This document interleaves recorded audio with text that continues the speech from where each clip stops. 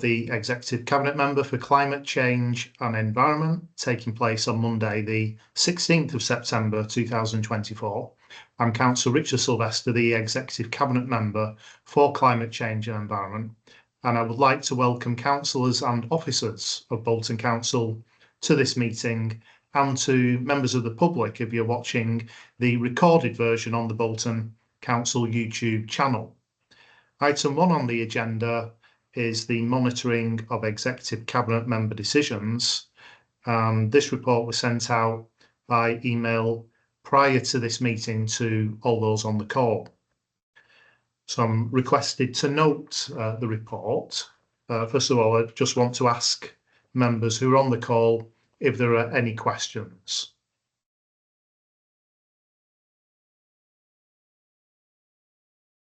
If not, I'm happy to note the report.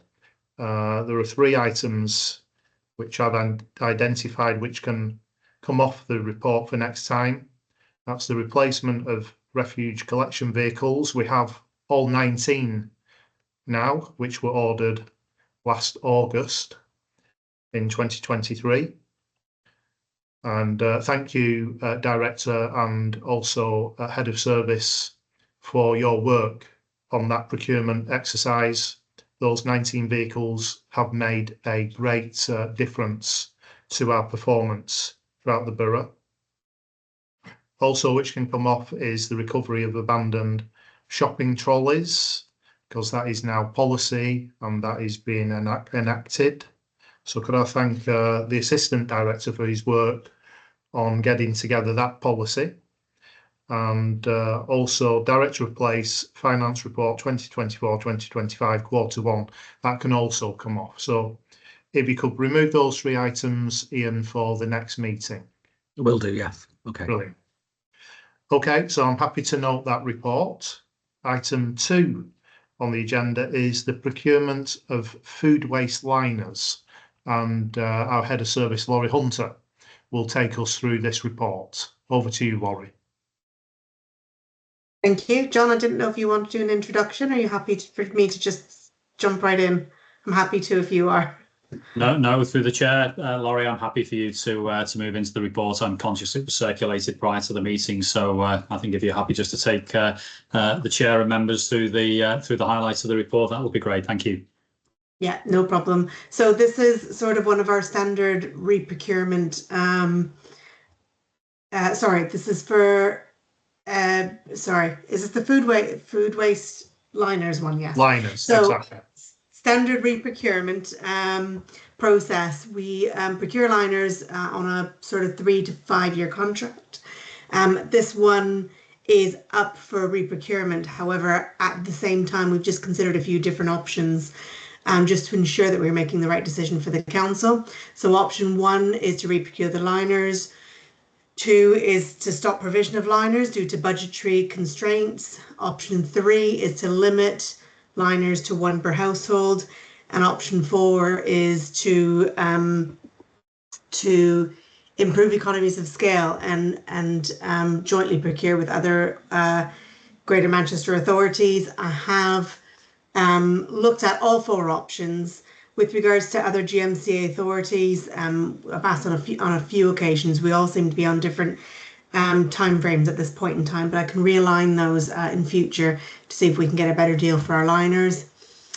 With regards to option 3, we didn't think now was the right time to reduce liners for residents. We thought providing the same provision as we do at the moment was the best decision for Bolton at this point in time. So the recommendation is to re-procure liners at the same budget that we provide at the moment. Are there any questions? So I'll open this up to questions from members on the call. Any questions for our Head of Service?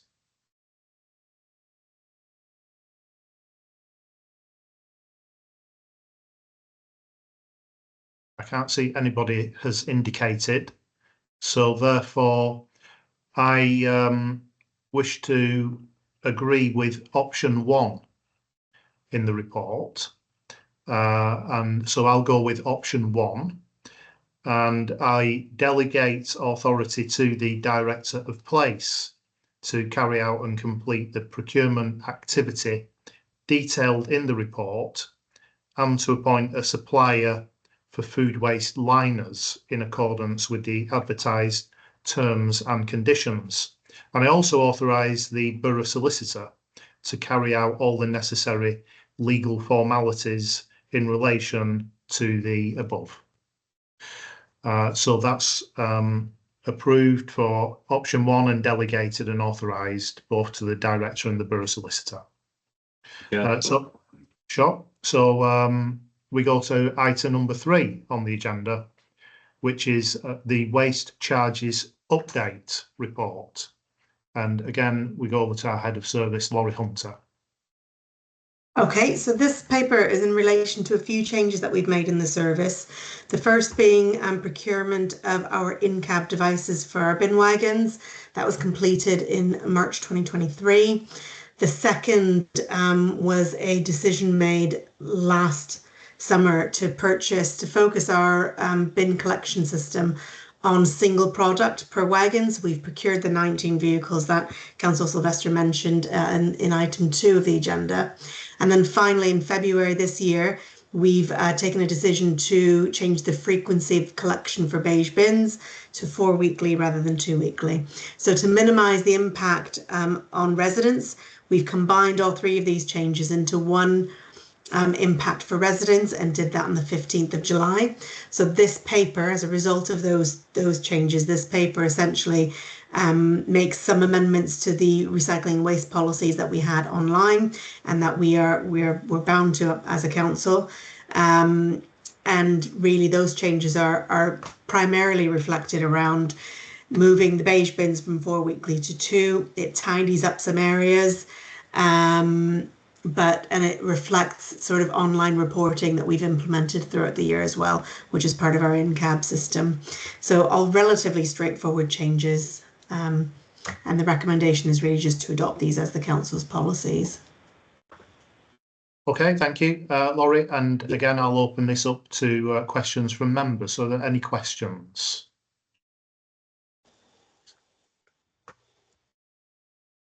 And Councillor Muslim has indicated. Councillor Muslim.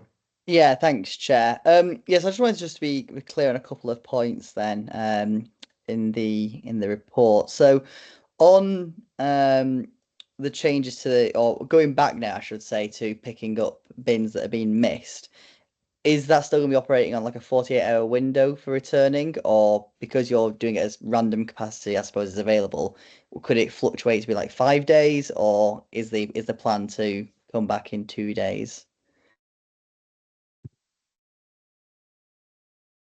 Laurie, back over to yourself. Yeah, so you'll notice at the very bottom of the paper, there's a sort of an amendment or an addendum table, which highlights the revision. So we did change any references to 48 hours to 2 working days, being mindful of the council operating Monday to Friday. We don't have operations that run Saturday, Sunday, so it made more sense to change that 48-hour policy to 2 working days. So, for example, if there is a bin missed on the Friday, we would collect it by the end of the day on the Tuesday. Yeah, okay, that's fine, that's helpful. And then just on the, if you don't mind, Chair, on the second beige bin as well. So I guess because from what I've read, it basically seems that, okay, yeah, you can apply for one, but is there any, is there any criteria for that? Apologies, I have not had a chance to get that deep into the report. Is there any sort of restriction on that? It's just if you want to apply for one, you can have one and pay for it. I can answer that if you'd like to. Yeah, yes, okay. Please, Laurie. Yeah, well, I suppose we would have a conversation with residents on the phone just to talk through what they're recycling, what items, whether or not they're breaking down their boxes, for example, because what we find is if people put them in whole, they're naturally not going to get much in, particularly if they're having to wait 4 weeks for a collection. So the idea is around an educational element at first, and then the approval comes thereafter, following just a conversation. That might be on the phone, that might be in person via a recycling officer. But at this point in time, we're collating that list of second bin requests. Right. So there's no formal criteria then at the moment for determining who gets a bin. It's just if you inquire, you probably will get one. 'Cause, I mean, suppose what right then does the council have just to say no, you're not having one? If someone's like, well, you said I can have one on your website, so why can't I? So I think if we find that residents are putting whole boxes in and they aren't managing the space within their beige bin, we would recommend that they didn't have a second beige bin. However, as you rightly state, if they find that there are occasions where it does fill up, and we would support that second beige bin being provided, but we need to be mindful of council resources at the same time. Right. Okay. Because it just and sorry, John, I know you got your hand up. Because it just seems that you basically create it, and I'm not against people having a second beige bin. But my point, I suppose, I'm just concerned that we might quickly lead to a run of beige bins, or it becomes a first come first serve thing. And if people find out suddenly that, if they're watching this meeting or it's reported in the press that, well, actually I can apply for a beige bin, but there's a chance now that I won't get one if the council reevaluates so that we can't give any more out, then it might just be those who first come first serve, or it could be those that have got the money spare to do it, rather than those that the poor society may have more boxes. Not having access to it because they didn't have the spare 12 quid or whatever it was to get another bin.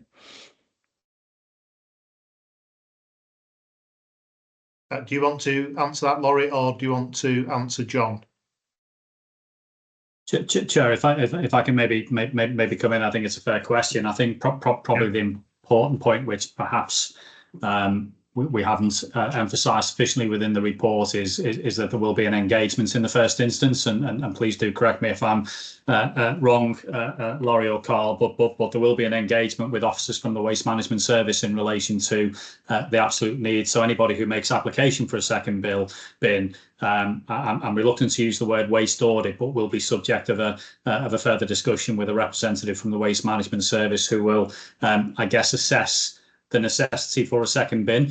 I think probably what's important is to make reference to the additional policy changes which will reflect residents' ability to present side waste as long as it's visible and obvious that it is pulpable waste. And I guess where there are occasions where residents perhaps generate more waste than they would ordinarily do, then through that particular policy provision, there is, I guess, an opportunity to dispose of excessive waste from time to time through that amendment to the side waste policy. But again, the important point is that the waste has to be very clearly visible and very clearly the right type of recyclable waste.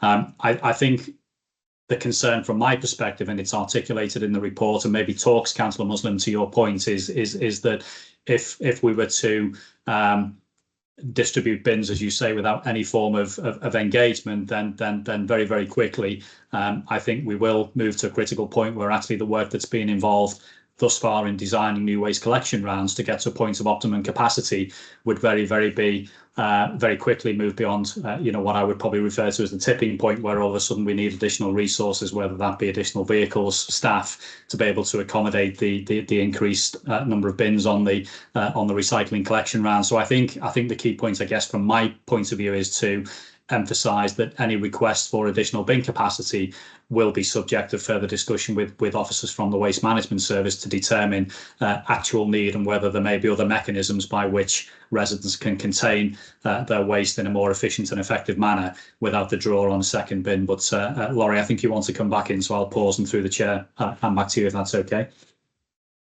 Yeah, it's just really quickly to mention that the current policy does not allow this provision, and it's a recognition that we're moving from 2 weeks to 4 weeks, which for some households might be quite a long period of time if they produce quite a bit of paper. So it enables us to have that flexibility where we can provide a second bin if we find it's deemed necessary. But yes, it will go through that scrutiny process in advance. Right. I mean, if I can, Chair, I'm just, I suppose, I mean, I'm really not against people having a second beige bin. I think given that we're going to 4 weeks, for a lot of people, this would be beneficial. I'm just concerned that and I feel what you've said has made the concerns just proven really that because there's no set criteria like in the report, there's no real way that the council could almost stop someone saying I have a right to second bin because it's in your policy. And yeah, you talk about, oh yeah, it'd be educational, or we'd have an educational chat with them or whatever. But I've not seen anyone, and again, I might have missed it, but I'm not seeing anywhere where it specifically says this is the criteria you need to hit to qualify for a second bin. And if there's not, and if that's not laid out clearly, then I think, unless you're going to tell me now in a second, Laurie, that it is and it's in there, then that's fine. But I'm just, yeah, I didn't see it when I was. I'll come in as well. On page 47. 47, you see, that might be why. Page 47. In 7.1, it's at policy 7.1 summary. Yeah. It does say the council will also consider requests from householders for an additional beige paper and cardboard recycling bin. A householder can refer to our bin audit website for further information. You want to come in, Laurie? Yeah, I can do. So there's something similar on page 26 where we talk about the beige bin, but it's essentially the same thing. Were directing, when we've drafted this, we're directing residents to a website which talks through the process. So the bin audit process itself, for example, isn't specifically a policy item, it's a detailed operational process. So it allows us the flexibility to ensure that we've got a process that works well for residents, given that this is something different than we do currently. So the bin audit will, so it will specifically apply to this as well. Yes, for the beige bin, most definitely.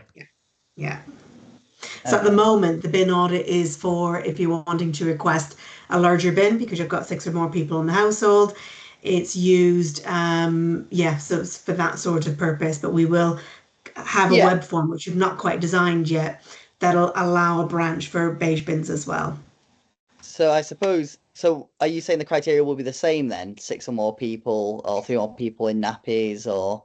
No, because it says on page 26, if a householder's beige bin is regularly full, and it doesn't refer to 6 people, it just says a householder's beige bin is regularly full, the resident can request a waste audit, which could result in authorisation for a second beige bin. Right. So so I suppose though that might. So thank you, Councillor Sylvester. So I guess the way I'm thinking about it is that you could artificially have your bin full for if you knew someone was going to come and audit your bin, you could artificially fill it with your cardboard and say it's always like this, it's always full, and everything like that. Because there's no sort of strict criteria besides you just making an assessment that they fill it all the time after crushing it. So I suppose it could quite quickly lead to more bins. So I guess then let's just because I know Councillor Price had his hand up at one point. Sorry if I'm boring you all to death. No, not at all. You must then know what the point is at which X amount of extra bins becomes unmanageable. So what is that point? Laurie, do you know what that point is? We don't at this point in time because we've not had the requests through. So we are mindful that it could lead to it. But all I was going to add essentially was we could add a tool on the in-cab system for residents who regularly have their bin full. So it might not be just the residents' view. It might also be the crew's view when they're logging a beige bin. If they know there's a live request, they could be monitoring it. So that's something we could set up as well on the system. I just feel like you should know what the point is. You know what the capacity of a truck is. You know how many times it has to come back to drop it off and go get more. So you surely would, and you'd know like on the route that it's doing, it can pick up X amount of bins before it gets full. So surely you'd then be able to work out, okay, well if there was X amount of extra bins, then that would mean we couldn't get around them all in a day or 2 days or however many days it is. You should be able to work that out because you can't. Depends on where they're all being requested from. So if they're all being requested from Chorley New Road, let's say, that area then suddenly requires a different solution, whereas perhaps Great Lever might not have a huge number of requests. So it does vary depending on the area. So we will have on our system with regards to how much capacity there is on each round, based on which day they're collecting, which area they're collecting, that sort of thing. So there's an element of being able to tweak with the neighbouring crews. So the way we've designed the rounds is so that all the beige bins for that day, for example, are in a similar area. So if we do need to tweak and draw the line slightly differently on a Monday, let's say, because Monday there's a higher capacity, we can move that line between each of the rounds depending on how that increase, where that increase occurs. It's not something that happens overnight. So we aren't at maximum at this point in time. You design rounds that you do have some capacity for growth. So we've built in housing growth, that sort of thing. So it's not one of those things that happens overnight. It's one of those things that happens over a number of years. Right. Okay. So yeah, so you don't know is the answer. Okay. Because also that's I'm doing that on the basis of, well, you'd know an X number of bins, but then if you're just telling people that actually, you know what, you can just leave loads of cardboard at the side of your bin anyway, you can't really plan for that, because that could just happen sporadically, and then that will affect your daily collections as well. Do you want to come back on that, Laurie, or do you want to answer, Director? You're on mute, John. Thank you. It's probably a comment rather than a direct response. Okay. I think probably from my perspective, the important point to note here is that our ability to manage the impact of additional bins being introduced onto collection rounds, so a second bin at various properties, would be appraised by the route optimization software that we have. So it's not as simple as we have capacity to collect, for example, 1,000 bins, because the weight of a bin will vary from week to week.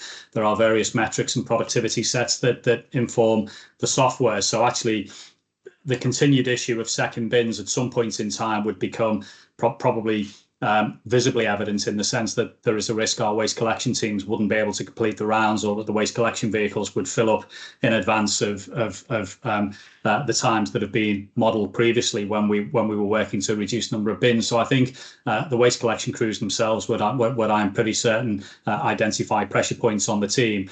But I think it's important to note that actually our ability to monitor is not so much centred upon, do we know the answer to the question now? It's very much about the capability of the software to be able to undertake sensitivity analysis. So if we were to issue, for example, 100 additional bins to a particular crew, then the software would be able to tell us what impact that will have on our ability to deliver that round within the resources that we have available, the timescales which colleagues in the waste collection teams work in terms of their contracted hours. So there are a whole range of factors, I guess, is what I'm trying to say, that could potentially influence whether or not we would reach a tipping point on a particular waste collection vehicle or waste collection round, whereby we had to consider the introduction of additional resources. So I think, as Laurie's indicated, there is spare capacity designed into the system.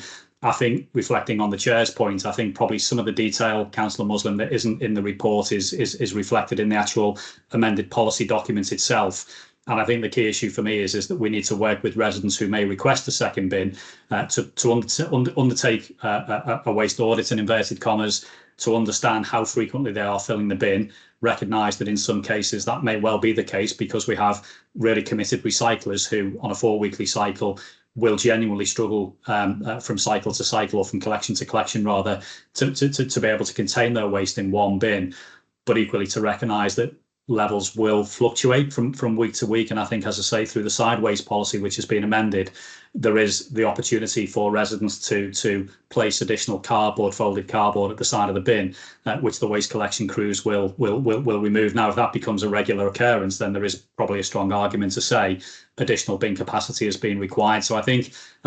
maybe we and again through the chair, maybe we just need to look at the absolute detail within the policy document. But I think there is sufficient narrative within the document to direct residents towards the audit process, engagement with the waste collection team, and through that process, and perhaps through monitoring by the waste collection teams, we'll be able to make a sensible judgment as to whether there is benefit in a second bin, or actually whether the waste can be better contained, where the side waste from time to time will actually provide the right solution for the residents. And I think it will be probably quite fluid and dynamic, and I'm really conscious that we're probably still in the early phases of the new waste collection round frequency. So probably at this point in time, probably couldn't say with absolute confidence that things are settled and we have a clear picture now of where the additional demand is.